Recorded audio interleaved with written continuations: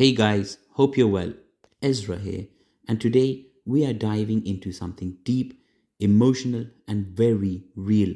This video is about a type of person many of us have met, some of us have fallen for, and a few might even recognize in ourselves. We are talking about the chronic heartbreaker, not just the cliche player, but a complex psychological and philosophical figure who moves through love like a ghost, present, powerful, but never permanent. So sit back, listen closely, and let's unpack the mind and soul of someone who can make you feel everything and then disappear. Now, there exists a particular kind of person in the emotional world, a person who does not seek love as a sanctuary but as a stage. This individual, often charismatic, deeply intelligent, and emotionally magnetic, is known in psychological and philosophical terms as the chronic heartbreaker.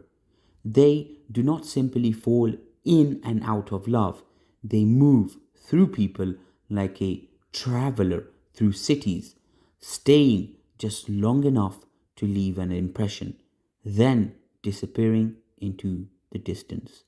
What follows is an exploration of who they are, why they do what they do, and what it reveals about the human condition. The chronic heartbreaker is not always aware of their patterns.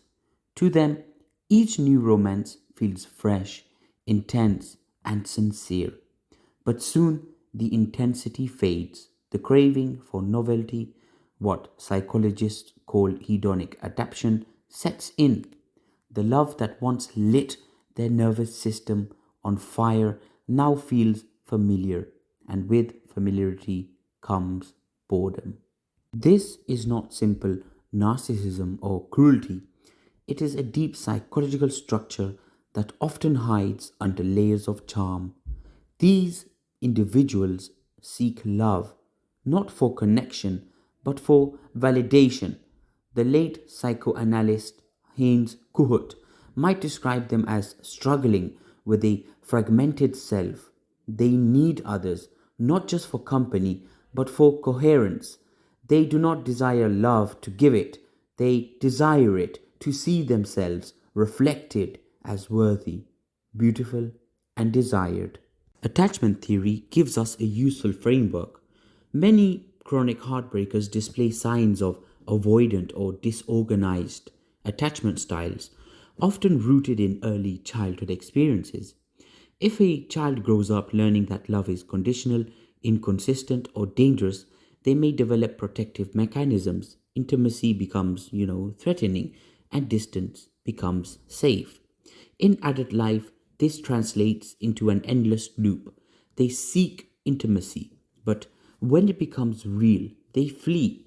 The French psychoanalyst Jacques Lacan spoke of the lack, the internal void we all feel. The heartbreaker's lack is amplified.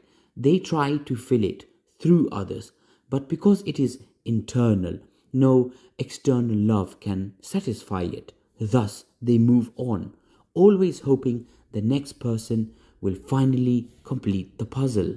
Chronic heartbreakers are often masterful hunters, not in the predatory sense, but in the psychological sense. They read people with astonishing accuracy.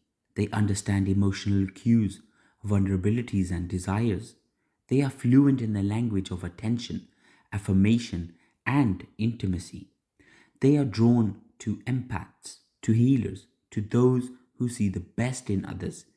These targets are more likely to overlook red flags, to stay loyal, to believe in potential. The chronic heartbreaker mirrors their desires, echoes their traumas, and creates the illusion of perfect understanding. But it is just that, an illusion. Philosopher Jean Paul Sartre once wrote, "Hell is other people." For the chronic heartbreaker, the truth might be that closeness is hell, because to be close is to be seen, and to be seen is to be exposed. When the high fades, and it always does, they retreat, often suddenly, sometimes in a cruel way. Well, often in a cruel way. Ghosting, infidelity, withdrawal. These are not just tactics of avoidance, but also unconscious defenses.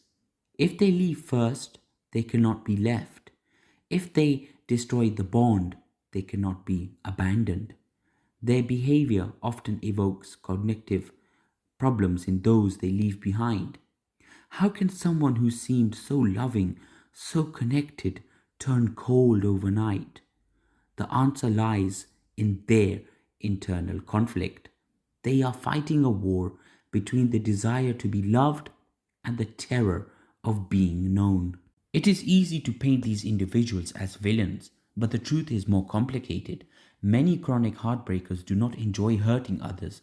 They often feel guilt, shame, and confusion about their own behavior. Some even enter therapy seeking to understand why they repeat these patterns.